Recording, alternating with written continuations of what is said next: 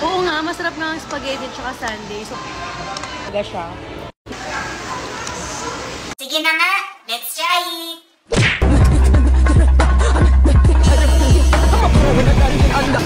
Isa pong sundae po, yung chocolate. Tapos isang a la carte po na spaghetti. Thank you. Ayan, kakabalik ko lang. Nabili ko na yung spaghetti and ice cream. Parang gusto ko tuloy kainin to nung walang ice cream. Masarap kasi spaghetti ng Jollibee eh.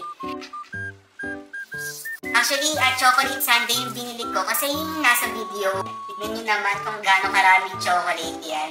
Buha na tayo. Haluin natin sa spaghetti. Ito na. Ano kaya lasa nito? Sige na, go na. 1,